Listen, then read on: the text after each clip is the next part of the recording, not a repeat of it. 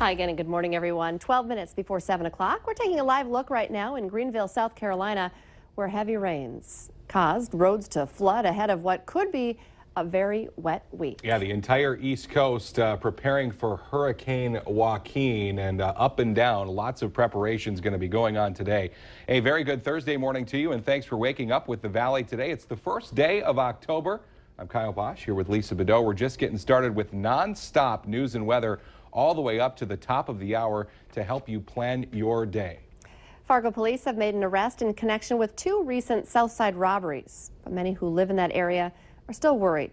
Police met with the community again last night, hoping to answer some of those questions about safety. Nearly 90 people attended the meeting, and officials got a round of applause when they announced the robbery arrest.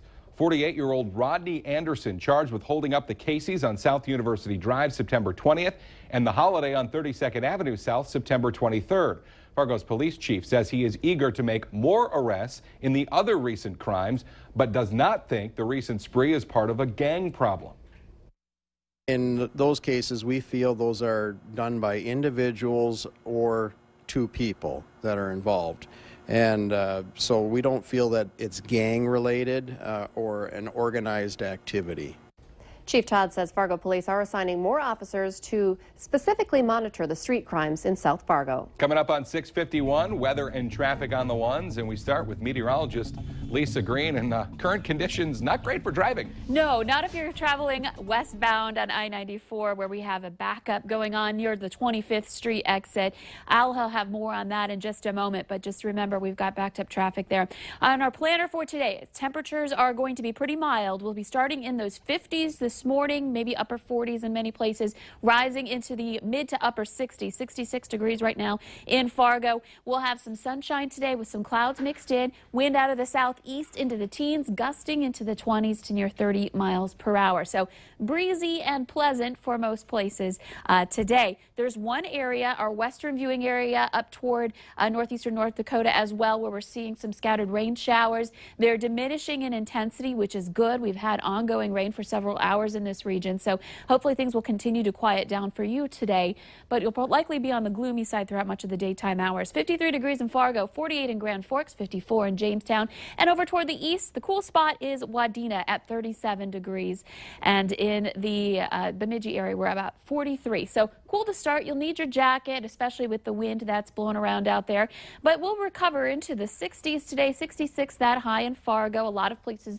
at least hitting 60 degrees. Some may even getting close to 70 once again, with those showers possible off to the north and west. For tomorrow, more sunshine on the way, and we'll see temperatures back into the 60s as well. And October will continue to be pretty pleasant as we move into the weekend. 69 on Saturday with partly cloudy skies Sunday. 64 degrees will be your high temperature.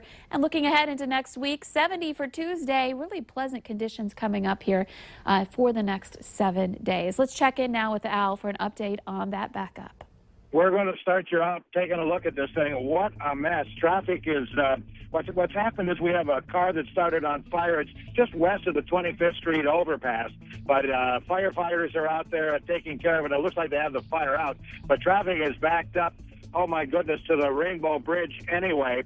You lose a lane, the farthest north lane or the inside lane. That lane is closed because of fire trucks and other emergency vehicles there and firefighters working there. And now I'm just going through the Rainbow Bridge, and traffic is backed up at least to University Drive. If you're headed west on Interstate 94, folks coming in from Barnesville and Sabin and stuff like that, Moorhead, get off on University Drive if you can, so you don't have to deal with this. It's going to take them a while because the vehicle is going to have to be moved out of there as well after the emergency vehicles are out of there. So you might want to avoid westbound Interstate 94 this morning if you can. Drive extra carefully today, folks. Willamette Valley Today traffic.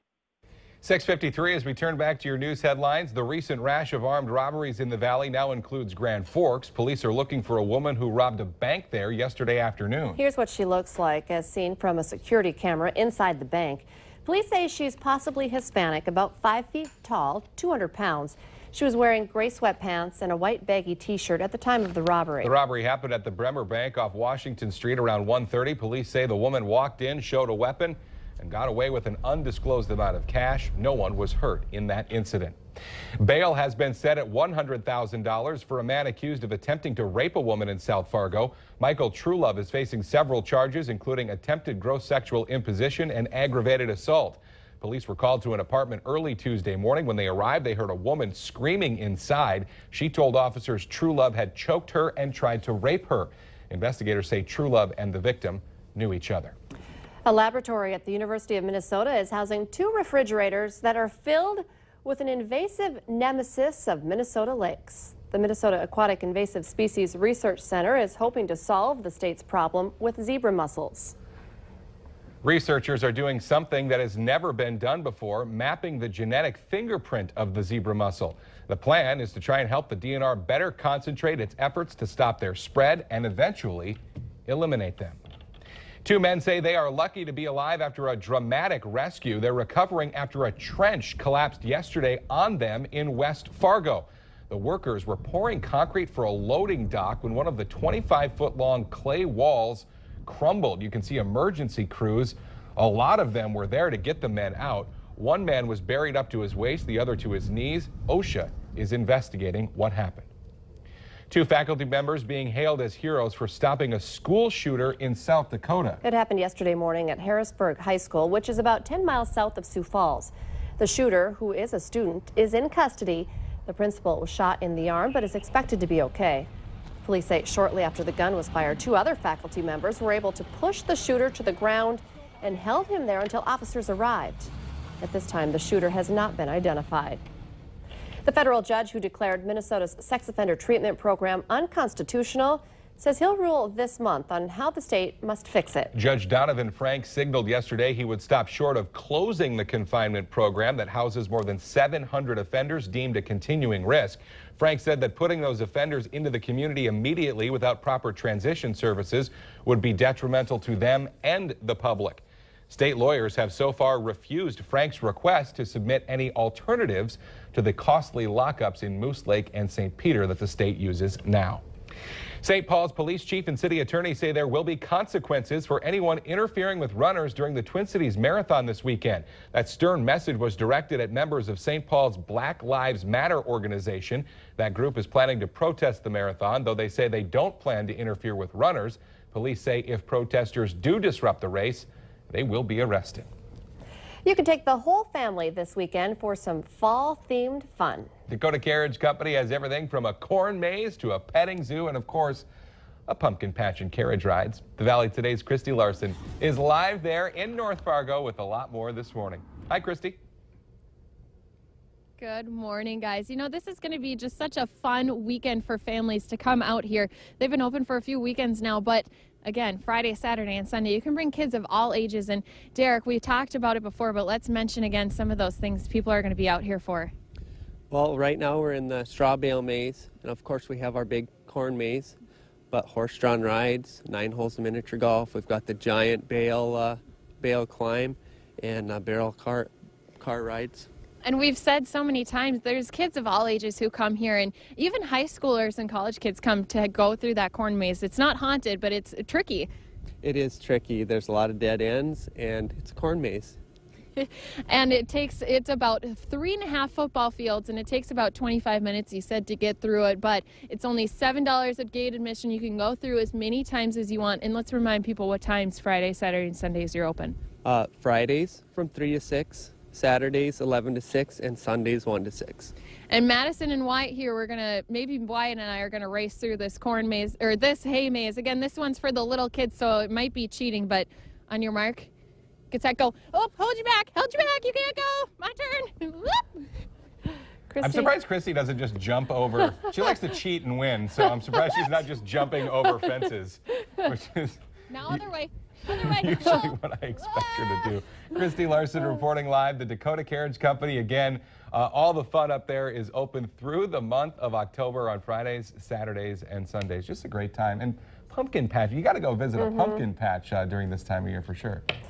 That was fun. I definitely can't wait. Might have to go more than one time. Yeah. Exactly.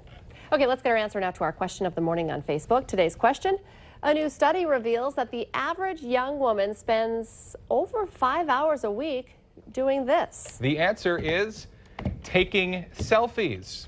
And remember, you can take part in our question of the morning by heading to our Valley News Live Facebook page, where we invite you to join the conversation throughout the day. Well, we've got some time left, so sorry guys in the back. I'm going to throw a curveball at you.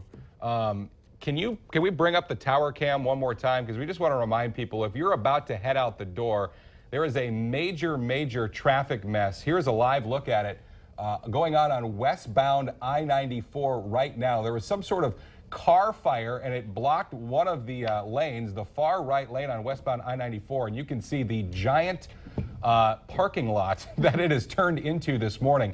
Al was telling us earlier the backups start around University Drive, so if you're coming into the Fargo-Moorhead metro area, you're going to want to plan ahead, maybe get off at University. If you're trying to get onto the interstate, like at 25th Street and go west, it's really not going to work out for you.